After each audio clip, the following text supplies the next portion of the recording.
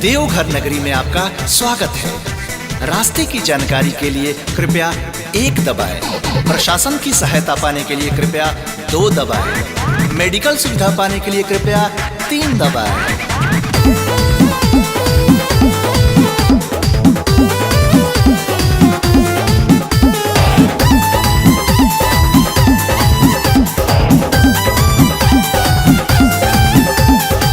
हरी के फोनवा लगा दे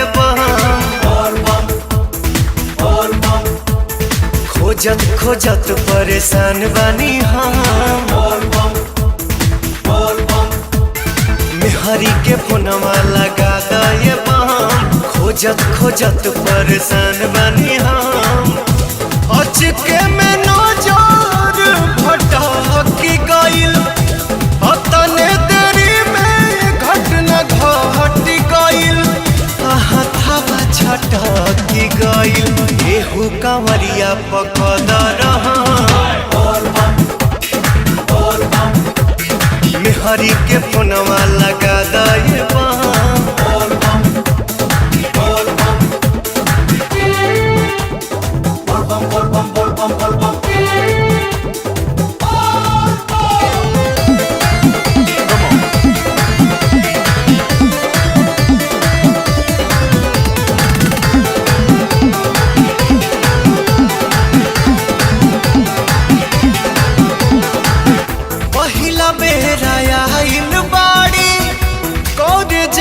ढारी ले ले बाड़ी कांवर पेन्हले बाड़ी गेरुआ साड़ी। विश्राम संबंधी सुविधा पाने के लिए 4 दबाएं। सुल्तानगंज से जल भरने हेतु जानकारी के लिए 5 दबाएं। मंदिर संबंधित जानकारी के लिए कृपया 6 दबाएं। पहिला बेर आइल बाड़ी कोरे जल ढारी ले ले बाड़ी कांवर पेन्हले बाड़ी गेरुआ साड़ी बाड़ी गेरुआ साड़ी। सासू जी छोड़ी है ना एको मेहरी के फोनवा लगा दे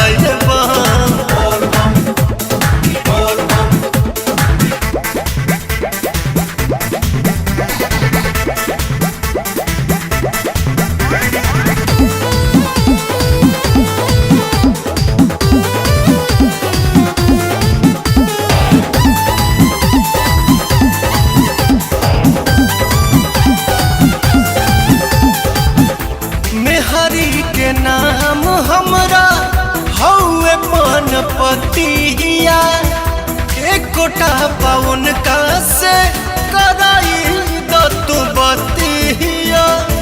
भोले बाबा के दर्शन करने के लिए 7 दबाएं। देवघर में प्रसाद पाने के लिए 8 दबाएं और खोए हुए व्यक्ति से बात करने के लिए कृपया 9 दबाएं। धन्यवाद।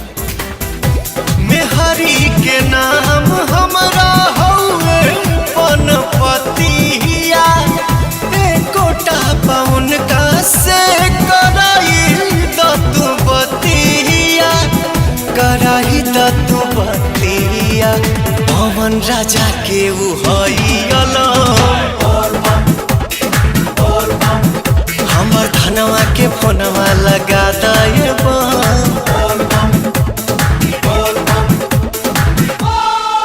presented by